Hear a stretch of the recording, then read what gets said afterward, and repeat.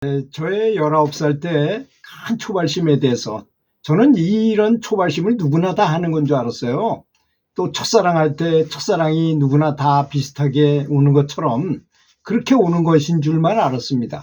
근데 나중에 제가 여러 가지 사람들하고 대화해보고 여러 사람을 만나보고 책을 보고 뭐 여러 가지 보니까 저는 좀 특수했다는 것을 느낄 수 있었어요.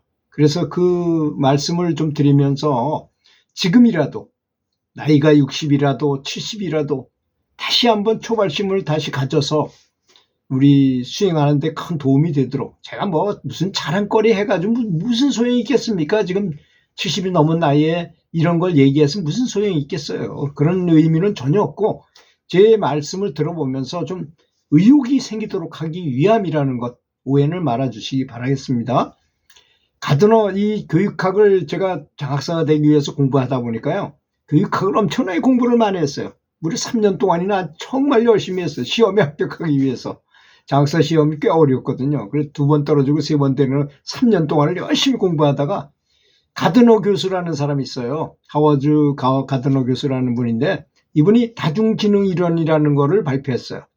거기 보면 여러 가지 그 사람의 그 지능이 무슨 수학지능, 공간지능, 뭐 여러 가지 언어지능, 이런 지능이 많잖아요. 그 중에서 19살이 되기 전에는 발현이 안 되는 게 하나 있어요. 그게 바로 실존지능이라는 건데, 종교적인 지능인 것입니다. 제가 가만히 생각하니까 19살 때 정확하게 그 초발심을 하게 됐어요. 종교적으로 제가 좀 다른 사람이었다는 걸 알게 된 거죠, 말하자면. 그래서 선천적으로 도를 너무나 즐기는 사람이었구나 하는 것을 제가 스스로 알게 됐어요. 뭐 특별한 느낌이 있었던 것보다도 제 친구 중에 초등학교 때 같은 친구였던 친한 친구가, 동네에서 같이 살던 친구가 무술을 배우겠다는 생각을 가지고 스님이 되기 위해서 치악산 상원사로 출가를 했다가 나중에는 큰 절인 통도사 경봉스님의 손주가 됐어요. 경봉스님의 수제자인 양호 스님의 아들 스님이 됐으니까. 그래서 그 양호 스님이야말로 한풀이라는 무술에 아주 굉장히 고수였다고 합니다. 불교 정화운동에 큰 활동도 하시고 그러신, 무술을 잘하시니까. 당시 유명했던 통도사 조실 스님이었던, 그때 당시엔 도가 가장 높다고 하던 분이었어요. 경봉스님의 손자가 되는지라. 그래서 또 아주 센스도 있고 얼굴도 청소하게 생겼으니까 시봉을 맡았어요. 지금 말하자면 시자 노릇을 한 거죠. 그리고 선방수자가 돼가지고 용맹정진을 했다고 합니다. 그 용맹정진을 한 그게 얼마나 그 사람을 얼마나, 그 스님을 얼마나 참 자랑스럽게 만들었겠어요. 그래서 고향 와서 친구들한테 자랑하고 싶었던 것 같아요. 지금 생각해 보니까.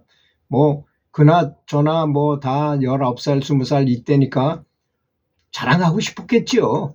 그래서 지금은 큰 절에, 오래전서부터 큰 절을 하나 구입을 하셨는지 그래가지고 주지를 하고 계세요. 그리고 얼마나 재미있게 말을 하는지, 스님 생활을 하면서 들은 얘기들을 엄청난 걸 얘기해 줘서 아주 재미있게 들었어요. 그래서 제가 이제 그걸 아주 유심히 듣고, 저는 대학생이니까 친구들은 대학 다니지 않고 있는 친구들이었고, 저만 대학 다니니까 더 많이 얘기해주고 더 관심이 또 많아가지고 계속 잘 들어주니까 하루는 우리 집에 한번 와라 그래서 같이 가서 책을 한 보따리를 줬어요. 정말 좋은 책들, 조사오록, 고승법어집, 수심정로, 이런 것들, 이런 책들, 그런 책들을 성가구감 이런 책들을 한 보따리를 주면서, 그래 집으로 와서 이렇게 읽어보는데요.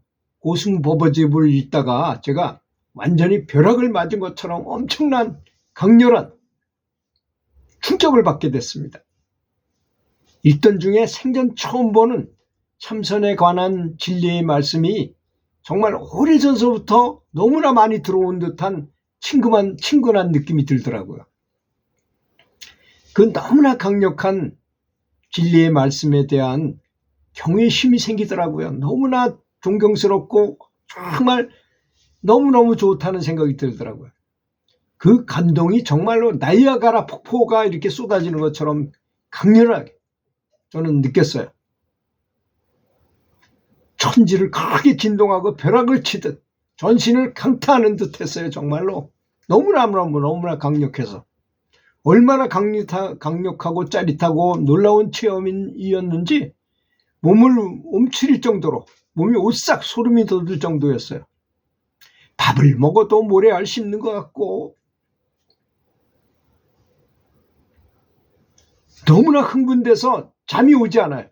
잠을 안 자고서 한 일주일 정도 자는 둥 마는 둥 하는 그런, 자는 것도 아니고 안 자는 것도 아닌 그런 것으로 일주일 이상 있는 듯하기도 하고,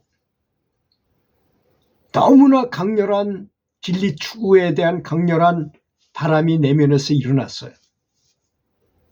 정말 엄청난, 그게 용맹심이라고 말하는, 초발심이라고 말하는 그런 거였더라고요.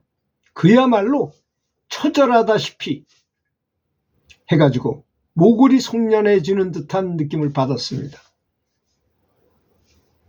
오래 지난 후에야 그것이 초발심이라는 것을 다른 책과 체험자들, 경험자들이 말하는 것을 통해서 그때 그거 내가 한 것이 그것이 초발심이었구나 하는 것을 느꼈을 정도입니다.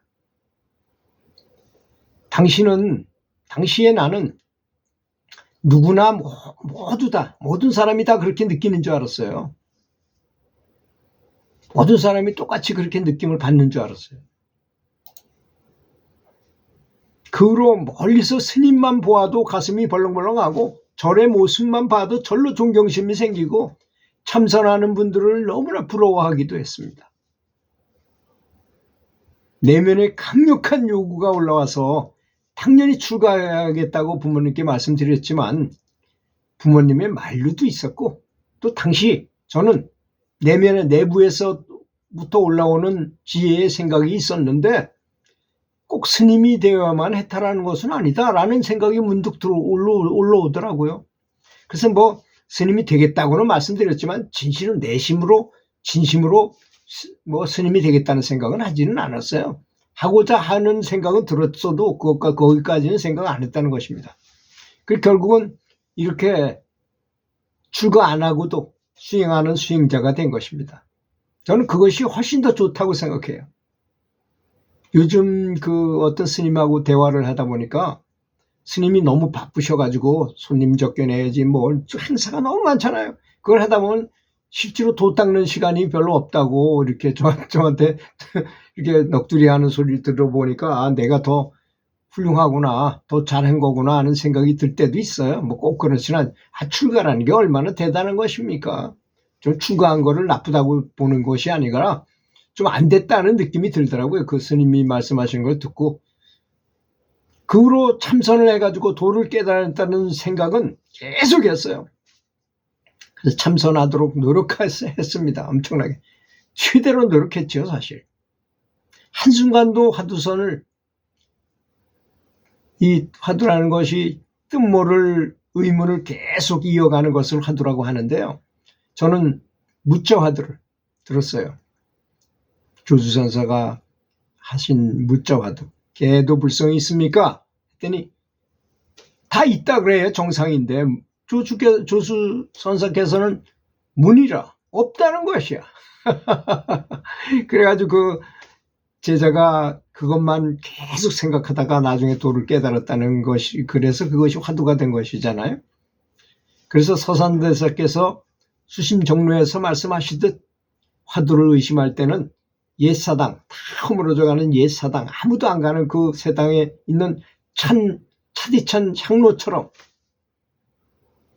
고요하게 해란 얘기죠. 말하자면 아무것도 간섭받지 말고 고요하게 화두만 참고해라는 이런 말이겠죠.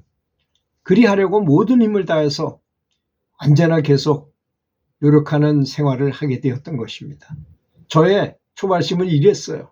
정말 대단한 초발심을 했다고 나중에 생각해보니 그렇더라고요. 그때는 잘 못 느꼈지만. 그래서 저는 인생에 있어서 몇 번의 고비가 있었어요.